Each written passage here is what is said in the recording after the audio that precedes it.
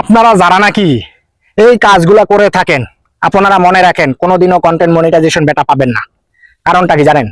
এই যে এখানে কমেন্ট হয়েছে 370টার উপরে, ভিউজ আসছে মাত্র 2টা। ভাই 370টা যদি কমেন্ট হয়, বুঝলাম রিপ্লাই কমেন্ট, এখানে তো আর না হলো 150-200 ইউজার কমেন্ট করেছে, তারা না হলে রিপ্লাই কমেন্ট সহ 370টার উপরে কমেন্ট হয়ে গেছে। কিন্তু ভিউজটা আসার কথা 2 থেকে 300, তাহলে সেখানে মাত্র 3টা ভিউজ কেন? আপনারা ভিডিও না দেখে যে কমেন্টগুলো করেন, এটা আপনাদের কমেন্টটা স্প্যাম কমেন্টের ভিতরে চলে যায়।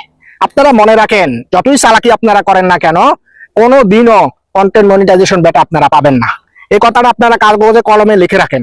আপনার সামনে ভিডিও আসছে, আপনি ওপেন যদি নাই করেন তাহলে ওখানে কমেন্ট করার কোনো দরকার নাই। আর আপনি ওপেন না করে যদি কমেন্ট করেন, তাহলে এই কমেন্টে আপনার বড় ধরনের ক্ষতি হবে এবং কন্টেন্ট মনিটাইজেশন বেটা পাওয়ার ক্ষেত্রে আপনাকে বাধা প্রদান করবে। আপনি মনে রাখবেন যে আপনি ওই যার ভিডিও দেখতে আসেন না, কমেন্ট করতে আসেন, তাকে আপনি ফাঁকি দিতে পারতে আছেন, কিন্তু ফেসবুক রোবটকে আপনি কোনোদিনও ফাঁকি দিতে পারবেন না।